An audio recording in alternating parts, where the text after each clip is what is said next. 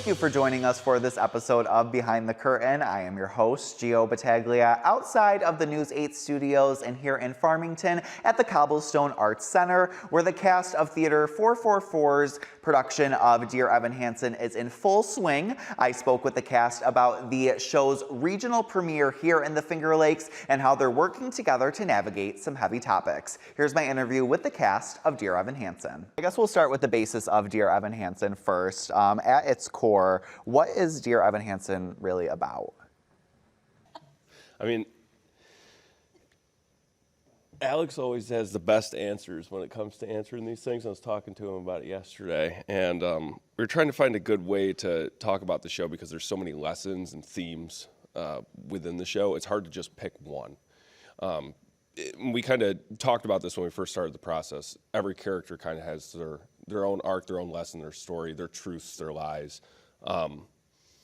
And Evan Hansen, that character in particular, has a lot of truths and lies and lessons to learn throughout the show. And I feel like that speaks to the theme a lot. I think on a micro level, it's about, you know, the lessons we learn of always tell the truth, or honesty is the best policy.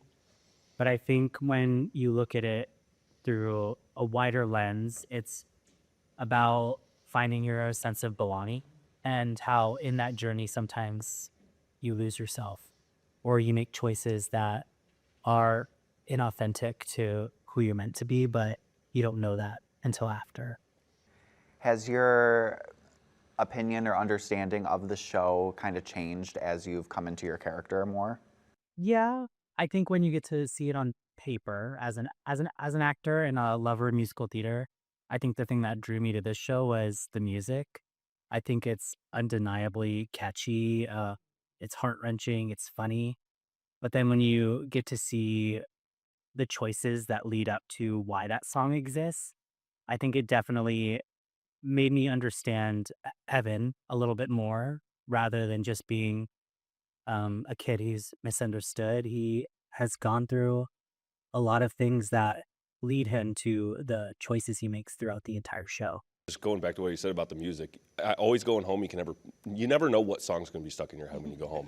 It's always something different. Like I'm singing her songs, I'm singing his songs. Like every day, more than I'm singing my own songs when I'm going home. And every tune in the show is just like it catches you. And this is the regional premiere of Dear Evan Hansen, which is so exciting to finally bring it to our area. How has that excitement just kind of made the rehearsal process all the better? I think there's a lot of pressure, but a lot of really good pressure too. You know, with it being the regional premiere, there's people listen to the music, they know what it sounds like, and they want to come in and they want to hear it. And so it puts a lot of, we have some shoes to fill, and I think we're doing it very admirably, and we still, you know, have some growth to go before opening night, and I think it's going to be wonderful. I'm really excited to hear what the audience has had to say about it. So exciting. And then as we were talking about the themes of this show, it deals heavily with grief. So how did you guys prepare to portray such raw and real emotions on stage again and again? I think for me personally, I think Shannon and I spoke about this initially a few months ago. We had to get really, really familiar with the material so that we weren't sobbing every time we were trying to say the lines or sing the songs. And then once you kind of are able to compartmentalize that a little bit, then you can really work on bringing in those other elements that you need to do to draw that in. It's beautiful. Connor is a very pivotal character despite limited stage time. So what is your approach to making that impact pretty quick? Well, Connor has a lot of bottled up emotion. And so kind of being able to, you know, portray that through, you know, his anger is the first step. Actually in the show, we implement Connor a lot more than I guess traditionally you would know Connor would be in the show. There's a lot of acting without talking. So just wearing all of that emotion kind of through my body and in my face and kind of just acting as reacting and kind of just being very involved in the story has helped a lot with that as well. But yes, that initial impact is definitely important to kind of just kickstart his character and the story for sure. And remind me again, who's my Heidi? Perfect. Heidi is a single mom trying her best. So what stands out to you most about her strength in the character? She doesn't quit. She makes a lot of mistakes, but she just keeps trying new things, and sometimes they're the wrong things. But she loves her child, and I think anybody who is a single parent is going to identify with that struggle and the need to try to just get it right, and sometimes it doesn't come out right. And then back, Alex, to you talking about Evan. What's been the most emotionally challenging scene or song for you to perform during this process? I would definitely say Words Fail, which happens at a pivotal point in the entire show in Act 2. Um, I think when I think about his journey and the things that he has said and the choices he's made, um, having to have that sort of resolve in a song is really emotional. And I see myself a lot in Evan, especially feeling back then like I didn't have a place that I belonged, or who I wasn't good enough. And then seeing the resolve in that song that, like, if I was just straightforward from the front, if I told the truth, if I was honest with myself and others, then maybe I wouldn't have to go through what I just went through. So it's definitely tough pulling not only his story, but a little Alex spice from my life is something that makes that song really special, but also very difficult. Yes, makes it authentic as well, so that's nice. Who's my Zoe? Hi, Zoe. I want to talk about your relationship with both Connor and Evan, as it's very layered. So how do you navigate that emotionally in putting the show together? Yeah. So, I mean, I think back to my own time as a high schooler and my own relationship with my older brothers by that point. And there certainly were certain points where we just could not stand each other. And to channel that into kind of, we see a little bit of that right at the beginning of the show with Connor and I channeling my own experience with that, thinking back to a high schooler, and then trying to imagine just the insane amount of trauma of somebody all of a sudden not being there anymore. And how do you deal with those feelings that were so, yeah, I wasn't in a great space with them, but also at the end of the day, they're my brother. And I have so many of these great experiences with them from childhood point of view. It's really difficult to navigate that as an adult, let alone as a 16-year-old going through everything in high school as well. With Evan, I think of my own first relationships, high school time, how exciting that is, but the layer of this is coming out of a place of trauma and the trauma bonding that kind of happens because of where Evan is at in the story as well, and the proximity between him and Zoe at that point.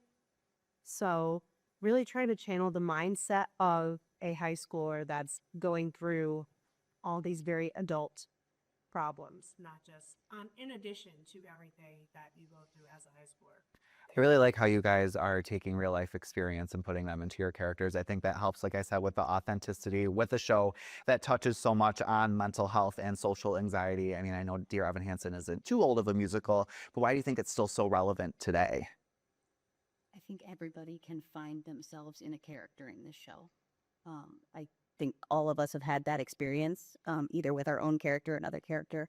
You see a piece of yourself, or you see a piece of your childhood, or I see Alex do some things that I vividly remember some of my best friends in high school doing or saying, and those kinds of mannerisms. I feel like anybody can get attached to this show because of the way the characters are written.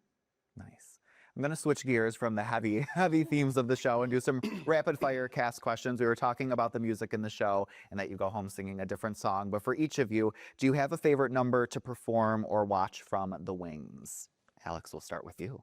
My favorite song to perform is Sincerely Me, which I perform with Lincoln and Damon in the show. It's just like a funny song that kind of takes you out of that dark space. Nice. And that is my favorite to watch from backstage. Yeah, I actually really like Disappear. I feel like that's I always love just being on stage with Alex and being able to kind of just explore the message in that song and kind of just explore a little bit of the character of Connor and kind of maybe what he would be thinking kind of if he was watching all of this happening right now. I like the song. I think it sounds great and I just love the themes of it and I love to perform it. So Nice. Yeah, it does sound great. It's one of his songs. He starts it. He does wonderful. Just saying. He really sets the tone for everyone else. No, I get to watch Words Fail from the Wings. Words Fail and then Words Fail Part 2. And it comes right before a big scene for the two of us. And thank you for being so wonderful because I can't wait for everyone to see it. What about for you? I think that for me, it has to be You Will Be Found. There's just something so special about feeling the presence of the cast and hopefully the audience when we have one. And I'm really excited to put this on. Hello. Hi.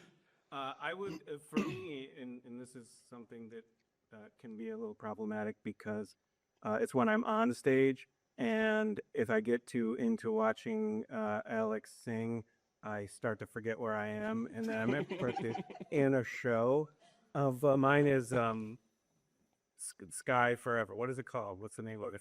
Forever. Yeah. And I find myself just listening to him and being like, oh, wait, I'm in a show. I have to say things. What's happening here? Shot. I think that's really a testament to his performance is that it makes me, every time I get distracted. Nice. Not a bad thing. What about for you? One of my favorite, but also least favorite songs is So Big, So Small, because it's such an emotionally powerful song, and it's done so well that we all want to listen to it, but then again, all of us are backstage running away into the wings, so we're not like sobbing at it. Nice. I like that.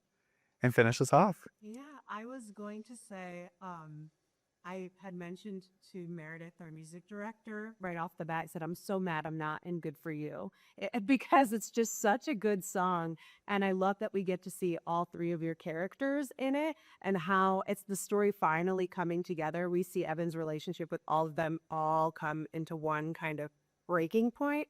And it's such a fun song to watch from backstage. And I find myself mouthing the lyrics. I love how much you guys are rooting for each other throughout this show. How important was that in coming together as a cast and putting the show together? It makes a huge difference in the cast. To know that everybody on stage has your back and you've got their back. Huge difference. I love that.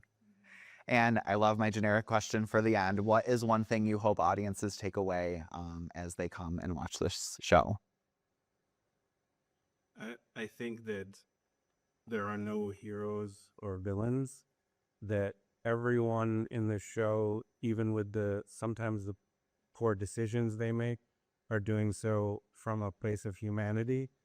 And even when you don't always agree with what they do, you can understand. And it also can sort of serve as a humanizing aspect so that you connect with the character even when you don't necessarily like them or their actions. That makes sense. Yeah, I like that. I think it's important to mention that we are doing Dear Evan Hansen. This is a crazy, difficult show. And we, as actors, I think are all so grateful that we have Theatre444 and Pam Raposa, who is brave enough to mount this and to give us the opportunity to stretch our legs and see how far we can really go. Nice. And I'm really excited. I'm excited too. This is going to be a great show, I can tell, just from the energy on the stage.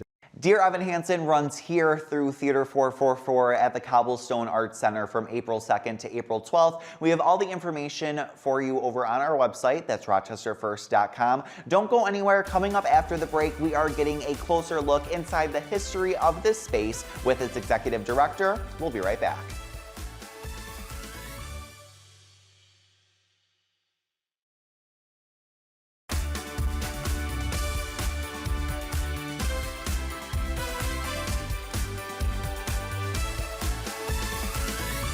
It was in 2004. the dance studio, and then there's a blank strip over on this side. But we didn't connect the two buildings with the brick house until later. These are also, the big pieces are done by the kids in the summer. The Kids at Risk and all of that. This was my dance partner for 20 years. Oh my gosh. Julian Miguel Ortiz danced all over New York State and all the schools to show people what possibilities there is. He recently passed away. Aw. So we stopped dancing during the pandemic. And yeah, that picture way up there is all the kids from New York City under a tent where we're standing. I had a 2,800 square foot tent, and my husband made a stage. And we had to, before this was all built. So there was, I had 176 kids here from St. Joseph's Villa, Hillside. Yeah, so these are some of the pictures of the beginnings with me and Miguel and my wheelchair dance company, which I started with 10 students and 10 stand-up dancers. It was Wheels in Motion, and we danced at Nazareth. We got to dance for the Post visit in Toronto in 2002. So pretty amazing places we were able to share what was possible, you know. Absolutely. And to teach the community about people in wheelchairs giving back to an audience, taking care of an audience versus them always having to be taken care of. It's a great way for them to understand, you know, what is possible. Mm-hmm. This picture out here, this is a picture of the Rochester Philharmonic Orchestra with 80 kids that I worked for a year with violins and cellos. Some of the kids are fed through their sides, so I would just drape the cellos on them. Oh, wow. So they could feel the music, and then I would teach the teachers how to bow with their violins, and the kids chose. So I had 80 instruments in my van from every music place, renting space, renting the it cost $15,000 for the year, and I got a grant for that from Century Safe.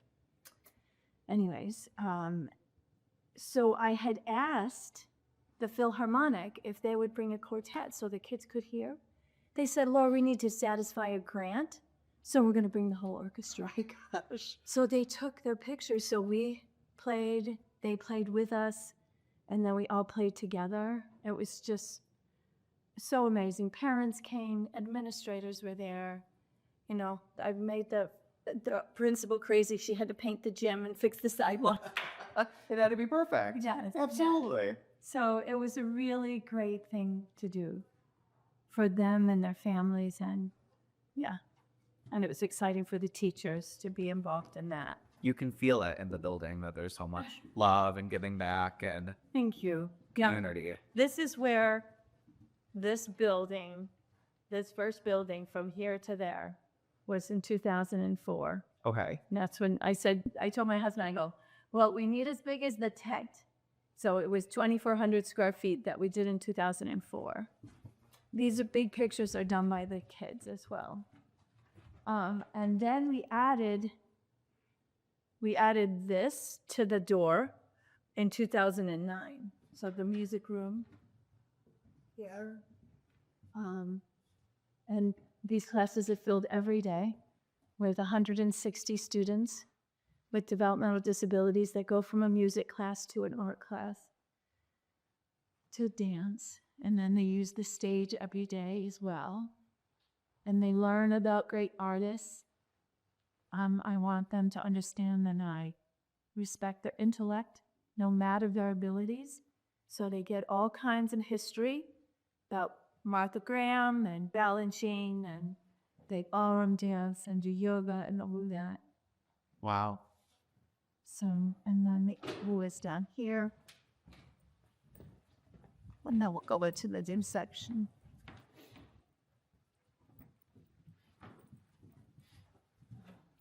And we have the brick, the outside of the hall there for from the original filming, which is beautiful in here. And they are very busy. They are so busy with their artwork. I'm just so, so proud of our teachers. I have 80 staff, and they're teachers, there's aides. I have 17 buses, and we go into 6 counties because I won't say no to families that say, please, can they come here? There's so much joy every day. And I said, well, because my students are paid attention to every single day. I worked in a lot of programs prior to starting my own, and it was difficult to get other agencies to gather the creative juices to say, this is the way we can communicate. These are like therapeutic things. The arts are therapeutic no matter. So instead of just lifting your leg up and sitting in a room, you're doing yoga class and you're ballroom dancing and all those physical therapy kinds of things. For their art, they're doing occupational therapy with their painting and drawing and putting things together. And for speech therapy, they're singing in the mic and they're doing drumming and all that. So it's a non-clinical kind of situation and very grassroots and generic to be able to just have joy and do the arts. Yeah. Yeah. So the last building, because we keep growing, goodness, we have a space in Waterloo because I have students all the way to Clyde. So we started music and dance and art classes there. And then they use the community. This is just a conference room for our meetings and balloons. I like it. We're in Vegas. When we have a center. There's another classroom space here where they rehearse for theater, kinds of things in here. A smaller room. And it's amazing our growth. Yeah. We have people touring every single week, families wanting their individuals to come. So we added this room. So it's a multi-purpose. We have lunches here. There's 2 more bathrooms, and then there's mirrors on this wall so that we could use this for other dance space all night as well. So, yeah, this was in 2024. To see it grow from that 2,400 square feet to what it has become today, I mean, can you even? Well, I started where Starbucks is, Oh, okay. across from Eastview Okay. in 1983. And that was an abandoned house. For 17 years, no one lived in it. And I called the owner and kept getting hung up on because as a dancer coming from Brockport, there was a ballroom in that house on the upper level. So I said, let me find out who is there. There's no arts out here. Eastview Mall was this big, and there was no Cobblestone Court. So I called the owner and got hung up on 3 different times. My mother kept saying, call them in a month. I go, no, Mom, no. I called him. Finally, he said, okay, let's talk. Walk through the house. Ceilings are falling down. No heat for 17 years. It was like, I put the ballroom, it was beautiful. And I'm a contractor, so we started. He said, yes, pay $6,000 a year for my taxes and insurance, but you have to do all the work. And for 10 years, that's what we did. And I just put a wish list together, preschool Italian, breakdancing, ballet, opera, and I put that word out, and I had 40 artists. I was like, I don't have anyone, and all of a sudden I had people teaching preschool Italian and Spanish, and I would go into Avenue D and pick up the kids in the city to come out and teach breakdancing to the Victor and Fairport kids. So it was a real beginning in that space after 10 years, and all the money we put into that to renovate it. He wanted his house back after 10 years, which was fine. We found this place. We have 11 more acres. that we're going to develop. So yeah, we got a $2 million grant from Tom Galazzano. Oh, nice. I love that man. Yes. And I got a 1.8 million from economic development so that we can move forward with more. I want a turf building. I want a place where the community, the inclusion can happen. So we keep moving forward. And you said that a bunch of families are still coming in for to get their individuals in here. Is that something that's still open? Like people? Yes, there's no waiting list. Okay. Also, I don't have a waiting list. All these agencies have waiting lists, like for a year. I said no, no waiting list. You just come in, the door's open. We'll get the paperwork fixed, and it's wonderful. So then from 9 to 2, our students are here. From 2 to 9, there's preschoolers coming in for dance, theater classes, violin, piano, guitar. So it's for the whole community. People come in and use the space for meetings and for birthday parties, and yeah. So I want it to be as welcoming as possible. I think that is definitely mission accomplished, and this is just a beautiful space. Thank you again to Lorene Benson and the cast of Theatre444's production of Dear Evan Hansen. Again, we have all the information over for tickets on our website, rochesterfirst.com. Coming up after the break, we are headed from Farmington to Brighton as OFC Creations Theatre gets ready for its next show. What's in store for The Bodyguard? We'll be right back.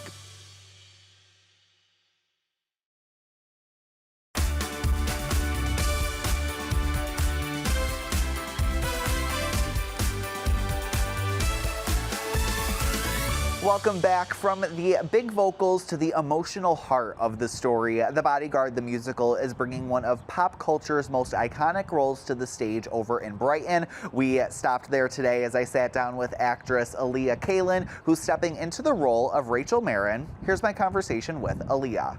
I want to dive into Rachel Marron's character first, as she's such an iconic role, because people think they already know her before the show really starts. So how do you approach playing someone the audiences have such strong expectations for?